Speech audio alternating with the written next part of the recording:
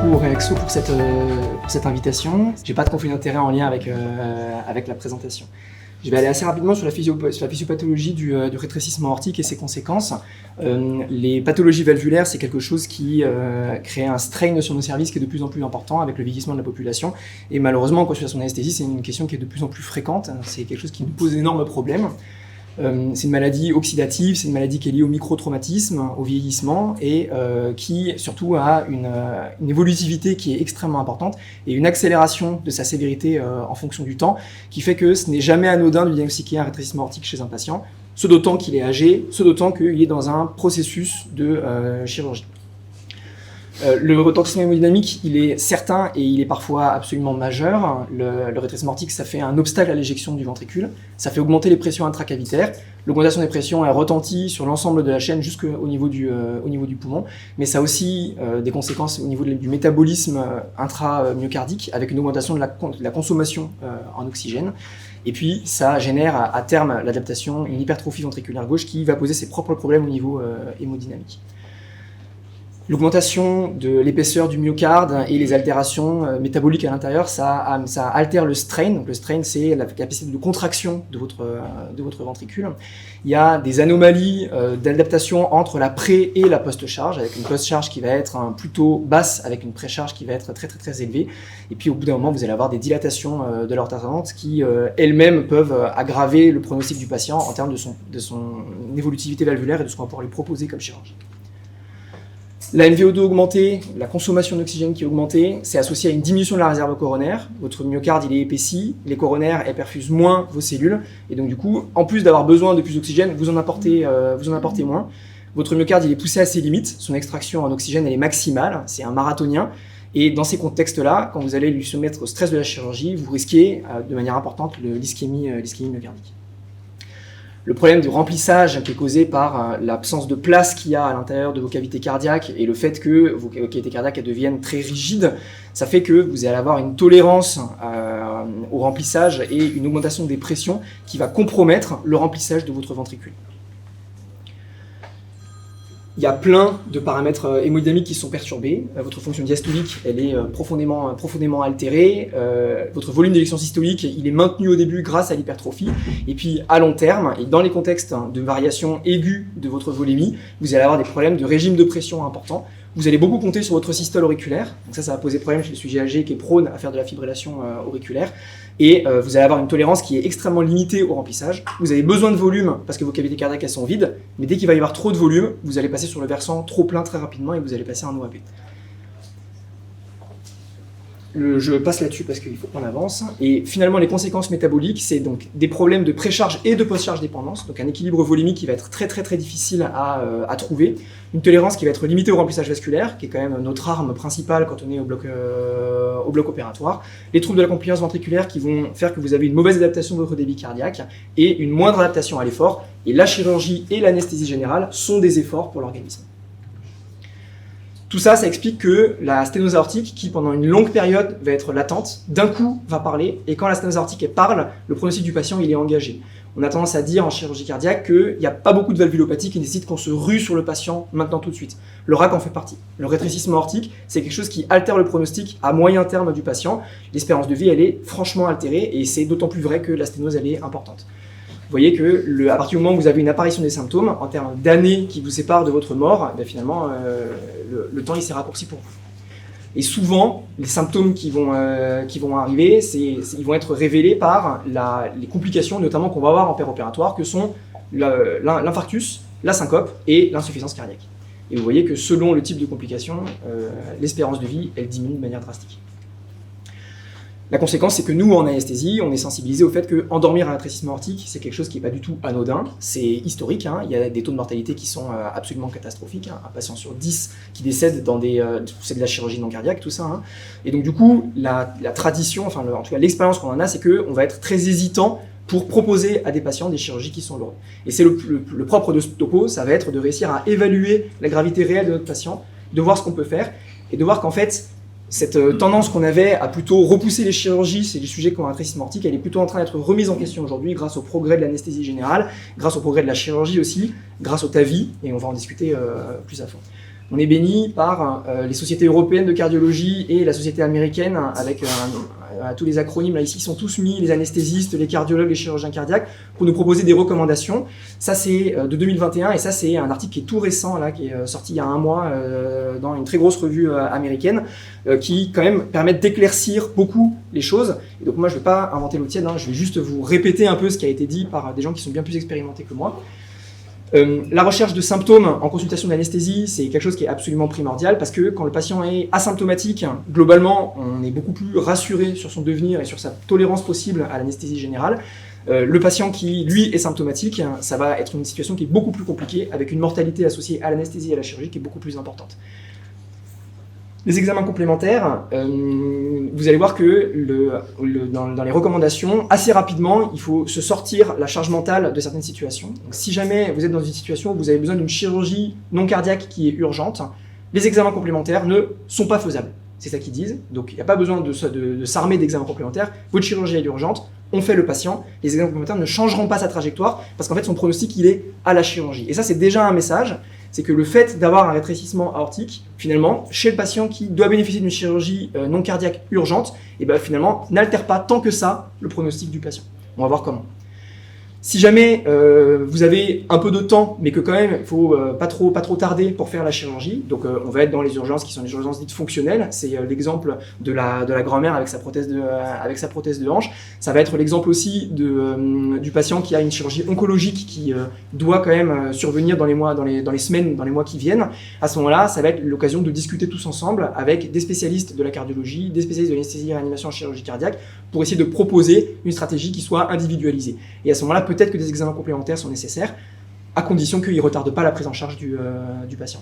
Et enfin, il y a la chirurgie programmée, et cette chirurgie-là nous laisse beaucoup plus de temps pour évaluer le patient, et c'est dans ces situations-là qu'on va discuter les examens complémentaires.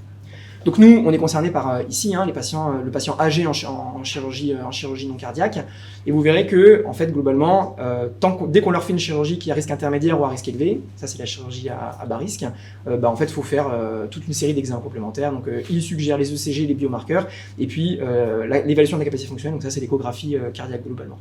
Les biomarqueurs c'est extrêmement discuté, même si cette recommandation elle le met avec un haut niveau de preuve. On en rediscutera un peu avant. Donc le CG, on passe parce que c'est vraiment pas le problème de ce patient. En l'absence de, je mets juste que chez les patients qui sont asymptomatiques sur le plan non cardiaque, qui n'ont pas d'histoire de coronaropathie, l'électrocardiogramme va pas changer drastiquement leur évolutivité. Mais nos pratiques aujourd'hui, je pense que c'est que tous les patients ils bénéficient d'un électrocardiogramme avant des chirurgies qui sont à risque, notamment s'ils sont âgés. Les biomarqueurs, il faut faire attention à ce qu'on en fait. La troponinemi, c'est important parce que c'est un marqueur de la souffrance myocardique, ça permet d'établir un chiffre de base, mais c'est pas quelque chose qui va changer la prise en charge du patient, à moins que le patient soit en train de faire un infarctus à votre consultation d'anesthésie, ce qui est quand même une situation qui est extrêmement rare, et puis qui va se traduire par des signes cliniques qui sont quand même plus intéressants que le dosage de la troponinemi. Le BNP, nous on a tendance à le faire assez facilement, c'est un marqueur du stress pariétal cardiaque, et c'est quand même associé à une mortalité si jamais c'est supérieur à 100 picogrammes par millilitre. Mesurer le BNP, c'est se donner une idée de la dilatation des cavités cardiaques, de la stase sanguine en amont de votre valve aortique. Et donc, ça peut être pertinent pour grader la gravité de votre patient. Encore une fois, si ces éléments-là, vous ne les avez pas et qu'il faut faire une chirurgie urgente, c'est des choses qui ne vont pas du tout changer la prise en charge.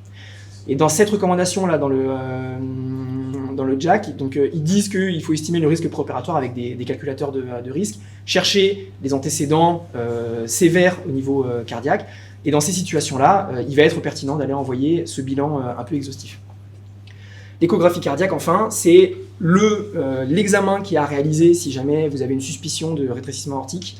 C'est extrêmement important parce qu'il y a vraiment une capacité à discerner les patients qui sont graves des patients qui ne sont pas graves avec l'échographie cardiaque. Elle permet aussi d'évaluer un peu ce que c'est le mécanisme et l'éventuelle association à une fuite aortique qui va peut-être éventuellement changer un petit peu la prise en charge qu'on va proposer pour la valve aortique, rechercher des valvulopathies associées, le retentissement sur l'aorte ascendante. Donc tout ça, ça va pas tellement vous intéresser pour votre consultation d'anesthésie en chirurgie non cardiaque, mais c'est quelque chose qui va être ultra important pour nous discuter de ce qu'on va proposer au patient éventuellement s'il est décidé de faire un geste de chirurgie cardiaque avant sa chirurgie non cardiaque. Les valeurs classiques de gravité qu'il est important d'avoir en tête pour rapidement, à la lecture d'un compte-rendu d'échographie, pouvoir ticker et saisir l'opportunité de s'interroger. C'est une surface de la valve aortique qui est inférieure à 1, une vitesse maximale d'éjection qui est supérieure à 4, un gradient maximal qui est supérieur à 40. Le moyen ou technique, c'est 1 CAC 40. Un truc de cardiologue. La surface aortique, quand elle est inférieure à 1 cm², on est dans la définition de la sténose aortique serrée. Il faut savoir que cette surface aortique, elle est, à partir du moment où vous faites diminuer la surface de votre valve aortique, vous augmentez de manière extrêmement importante le bas débit à travers la valve aortique, on y reviendra un peu plus tard. La vitesse maximale, donc on dit supérieure à 4 mètres par seconde, c'est le moment où on passe dans le caractère serré de la valve aortique. Il faut voir que c'est pareil, ça c'est des courbes de mortalité en fonction de votre Vmax. La Vmax, quand elle passe au-dessus de 5 mètres par seconde, vous voyez, il y a une marche d'escalier en termes de mortalité. Donc, il y a une pertinence à aller au-delà de juste ces chiffres-là. Quand le patient il a 4 et quand le patient il a 6, son pronostic il est complètement différent. Le patient qui a 6 de Vmax, c'est un patient qui est à très très très haut risque anesthésique. C'est vrai aussi pour le gradient aortique, et vous voyez ici aussi que le gradient aortique, quand il dépasse les 60 mm de mercure, donc vous avez vu 6, 60, c'était 4, 40 pour la définition du serré, 6, 60 pour la définition des choses qui sont très à risque. Et ça, c'est le témoignage du fait que le rétrécissement aortique, c'est une maladie qui est très évolutive, et qu'à partir du moment où on rentre dans cette maladie-là, les jours sont quand même assez comptés. Enfin, la FEVG, un paramètre qui est absolument primordial. Quand vous avez une FEVG qui passe en dessous des 50%, vous êtes dans une situation dans laquelle votre myocarde a dépassé toutes ses capacités d'adaptation. En plus de ça, vous sous-estimez la gravité de votre rétrécissement aortique parce qu'avec cette fraction d'éjection qui est diminuée, vous diminuez le débit transvalvulaire et par conséquent, vous diminuez aussi les gradients de pression et vous diminuez aussi la vitesse maximale. Donc, la FEVG à 50%, c'est un tournant absolu d'un point de vue pronostic pour votre patient qui a un rétrécissement aortique. C'est extrêmement important de la colliger. Il y a plein de comptes rendus de cardiologie dans lesquels la fraction d'éjection, elle n'est pas stipulée parce qu'on se concentre sur la pathologie valvulaire. On dit normal, on dit subnormal. Il y a vraiment un tournant évolutif quand on passe en dessous des 50% de FEVG. Donc cette diapo, je vous laisserai la regarder tranquillement, c'est les recommandations de l'ESC en 2021 qui précisent bien comment est-ce qu'on oriente les patients vers le rétrécissement aortique sévère, le pseudo-sévère et les rétrécissements aortiques qui sont pas sévères, c'est quelque chose qui est à regarder au calme. La maladie, elle est évolutive parce que votre gradient de pression, il est corrélé avec la diminution du rayon qui, elle, est élevée à la puissance 4. Donc chaque millimètre de perte du rayon, ça a des conséquences dramatiques sur votre élévation de la pression. C'est la raison pour laquelle l'échographie doit être récente. Nous, ce qu'on dit dans notre centre, c'est qu'il ne faut pas qu'elle ait moins de 6 mois. Pas plus tard que la semaine dernière, on a découvert chez un patient qui était prévu pour des pontages, qui avait un rétrécissement aortique modéré, qui était connu avec une échographie d'un an auparavant, qu'il avait aussi un rétrécissement aortique qui était serré, qui avait donc une indication chirurgicale. Ça a complètement changé la donne parce qu'il était prévu pour faire du robot. Finalement, ça s'est transformé en sternotomie classique. Donc nous aussi, ça nous arrive de tomber un peu des nues quand on re-regarde les examens complémentaires cardio. Et la coronarographie, on va pas trop en parler parce que le niveau de risque coronarien, il est assez facile à évaluer en consultation anesthésique, vous y êtes assez habitué, mais globalement, ce qu'on dit, c'est qu'elle va être pertinente et elle va changer le pronostic du patient uniquement s'il y a une chirurgie à haut risque chez un patient qui n'est pas évaluable ou alors qu'il y a un très haut risque cardiovasculaire. Donc globalement, pour nous, ce qu'on va retenir, c'est qu'une chirurgie à haut risque, avec un patient qui a un RAC, il est dans ces critères-là, donc peut-être qu'il lui faut une coronarographie avant l'intervention, à condition que cette dernière ne soit pas urgente. Le risque associé à la chirurgie, c'est cette diapo, qui est aussi une diapo de la Société européenne de cardiologie, que vous connaissez bien. Le risque supérieur à 5%, c'est dans cette situation-là très précise qu'on va avoir une balance bénéfice-risque qui va être à peser entre opérer le patient de sa chirurgie et opérer le patient de sa valve aortique. Hop, j'avance. Ça, c'est un score d'évaluation du risque, mais je vais passer. Et enfin, la place des examens de stress. Est-ce qu'il y a une pertinence à faire une échocardiographie d'effort, une échocardiographie à la dobutamine ? Ça peut être intéressant pour s'assurer du caractère asymptomatique. Un patient qui a un rétrécissement aortique, mais qui est peut-être un peu limité dans ses activités quotidiennes ou qui est très sédentaire, vous allez parfois avoir du mal à évaluer le caractère symptomatique du rétrécissement aortique. Ça peut être pertinent de lui faire une échographie d'effort. Attention, s'il est symptomatique, c'est formellement contre-indiqué parce que c'est dommage de le tuer à l'échographie d'effort. Et l'échographie à la dobutamine, c'est la bonne alternative pour les rétrécissements aortiques qui sont à condition que les rétrécissements aortiques soient à faible gradient et à faible fraction d'éjection. On va arriver sur le gros de la présentation qui est comment est-ce qu'on va orienter les patients entre les différentes stratégies thérapeutiques. Il y a des situations qui sont assez simples parce qu'elles permettent encore une fois de se décharger mentalement de la prise en charge de ces patients. Le patient qui a une cardiopathie décompensée, son problème c'est pas sa chirurgie, quelle qu'elle soit, et son problème c'est pas non plus le TAVI quel qu'il soit, son problème c'est de recompenser sa cardiopathie. Il faut savoir que le sujet âgé en choc cardiogénique ou en début de choc cardiogénique, son espérance de vie elle est catastrophique. On est vraiment sur la question d'une éventuelle futilité de tout geste chez ce patient. Il faut d'abord qu'il soit récompensé par une équipe de cardiologues intensivistes ou de réanimateurs. Et donc ce patient-là, de toute façon, si jamais vous venez le voir à son chevet et qu'il faut lui proposer une chirurgie, c'est plus votre problème. Il faut d'abord que ce patient il soit récompensé au niveau cardiaque. La deuxième situation, c'est la situation du rétrécissement aortique symptomatique, qui est quand même la rare situation où l'anesthésiste est plus dangereux que le chirurgien en condition au bloc opératoire. Donc ça, le caractère symptomatique est absolument à recueillir. La chirurgie urgente, on a dit que c'est priorité à la chirurgie. Alors, il y a une particularité qui est complexe, et c'est celle dans le contexte du patient fragile, c'est est-ce que l'urgence fonctionnelle est une urgence? Est-ce que la fracture de hanche du sujet âgé, c'est une urgence? Et on va voir au cours de cette présentation que plutôt oui, que le sujet âgé, son pronostic, il est tellement altéré par la prolongation de son séjour aux urgences avec sa fracture. Là, il y a une telle altération de l'autonomie que probablement qu'il faut considérer la chirurgie fonctionnelle du sujet âgé comme une chirurgie urgente. Donc la cardiopathie décompensée, on l'a dit, on adresse, on envoie éventuellement pour un traitement invasif, mais globalement, si c'est un sujet âgé qui est en décompensation cardiaque, il va probablement pas faire les frais d'un transport et se poser la question de la stratégie palliative. Si votre chirurgie elle est urgente, c'est très facile, parce que hop, vous tombez directement dans faire la chirurgie non cardiaque. Vous voyez ici qu'ils ont mis la dilatation au ballon, c'est des recommandations qui ont un peu de retard sur les pratiques, c'est un truc qu'on fait absolument plus du tout, la dilatation au ballon, parce que ça, alors je parle du CHU de Bordeaux, parce que finalement, avec les techniques d'anesthésie moderne, on arrive quand même à gérer ces patients-là. Il est possible que dans les centres de périphérie, avec des gens qui sont encore entraînés à faire la dilatation au ballon, des cardiologues qui savent faire ça, ça peut rester quelque chose de pertinent et qui est peut-être à discuter avec vos spécialistes en musique, mais c'est quelque chose qui est juste à considérer et qui n'est pas du tout un niveau de recommandation qui est élevé. Le patient fragile, je vous garantis que c'est pas un complot gériatro-maçonnique, c'est vraiment quelque chose que nous on regarde dans nos consultations d'anesthésie parce que nos patients ils sont âgés, parce que nos patients ils sont fragiles, parce que ce qu'on leur fait c'est quand même grave. Les patients qui ont besoin d'une chirurgie orthopédique du membre inférieur, pour nous ce sont des urgences fonctionnelles et on va avoir tendance à encourager à réaliser la chirurgie non cardiaque, quel que soit le niveau de gravité de la sténose aortique. C'est évidemment à discuter et on verra plus tard comment, mais on est toujours ouvert à avoir des discussions sur ces patients-là. Ces patients, ils sont très compliqués à évaluer, le caractère asymptomatique, le niveau d'autonomie.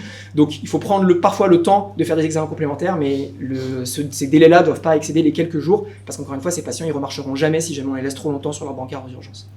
Et évidemment, dans ces conditions, se pose la question de la futilité, qui est une question éthique qui est tellement complexe que là, pour le coup, il faut s'entourer de spécialistes pour réussir à prendre la bonne décision.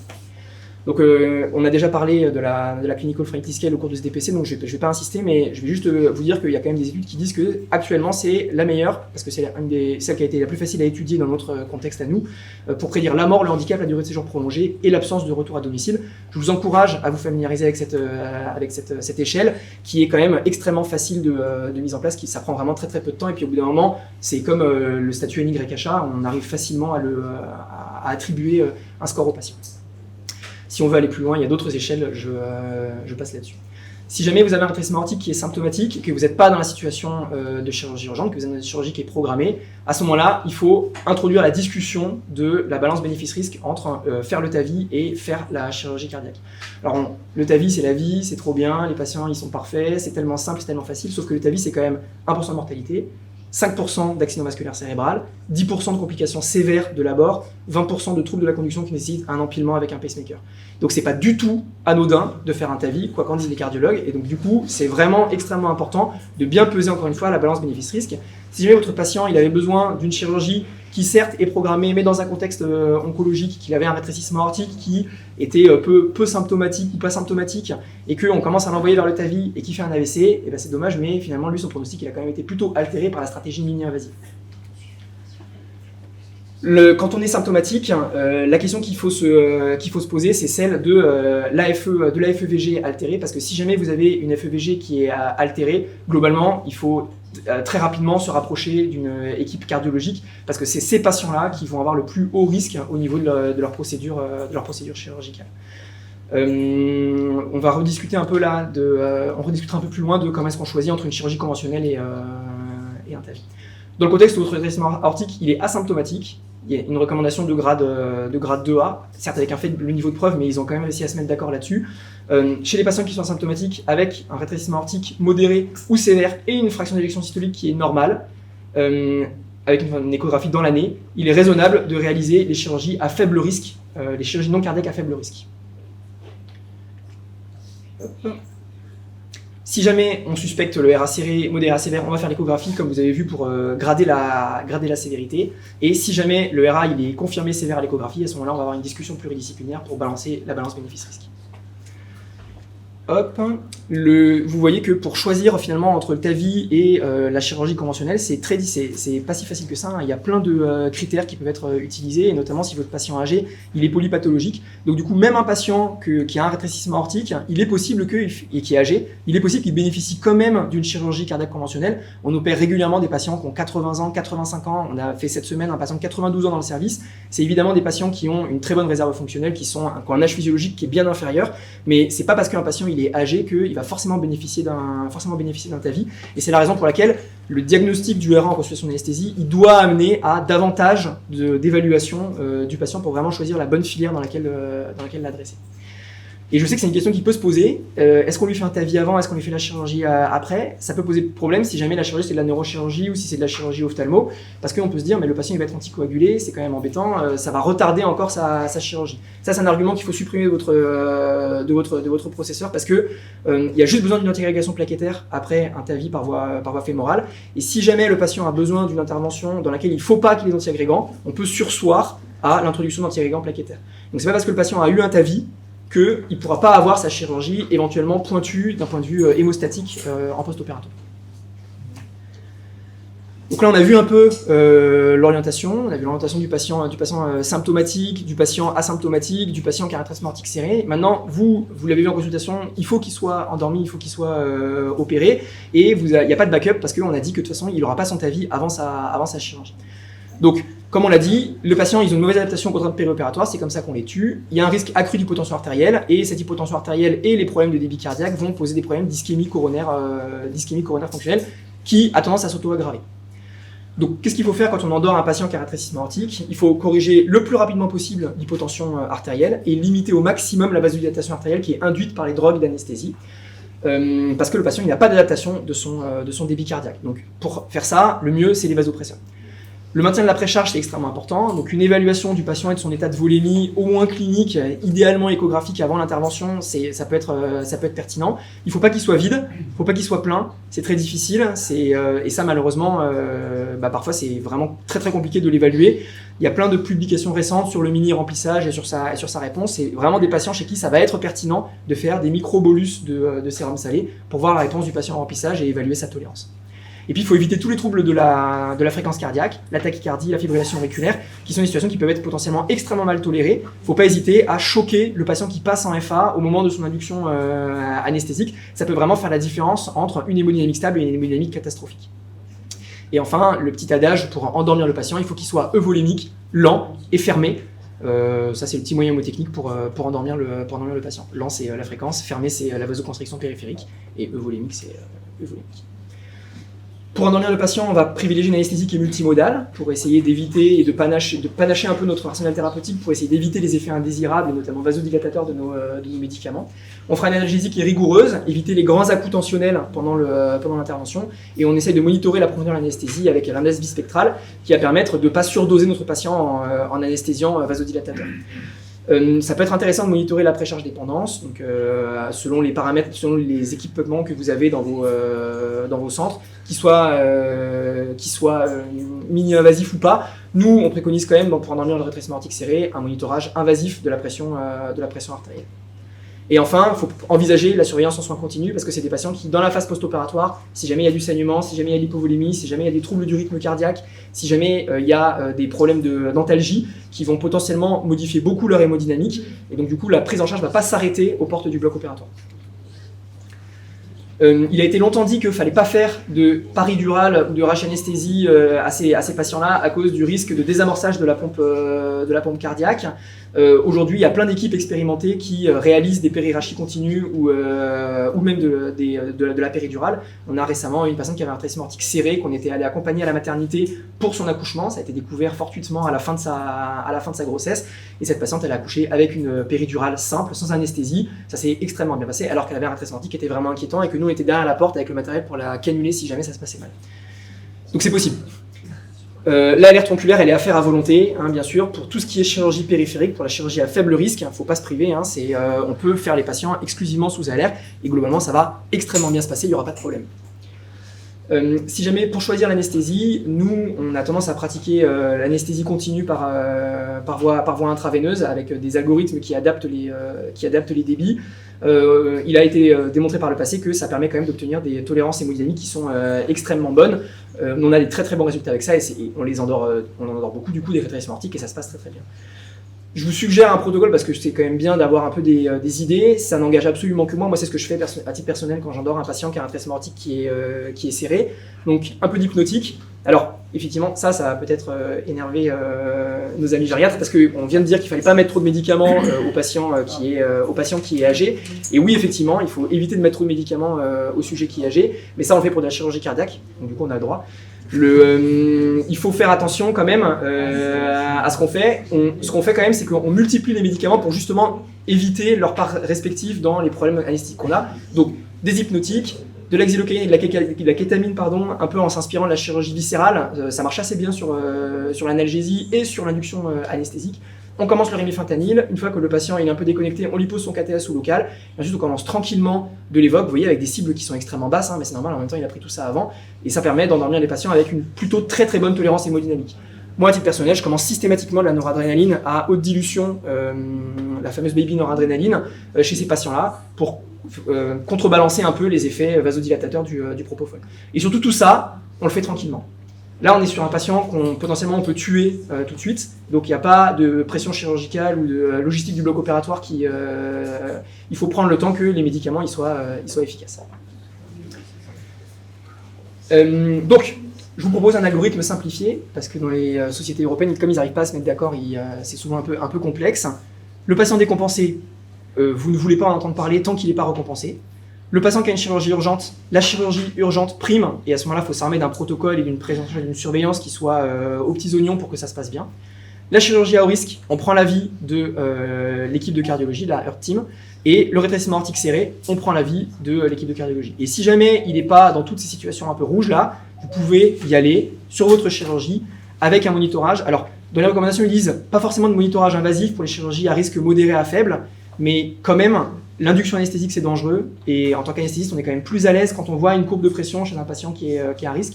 Je pense que ça coûte pas grand-chose de poser un cathéter artériel radial à un patient, sachant qu'il joue quand même sa vie sur l'induction anesthésique.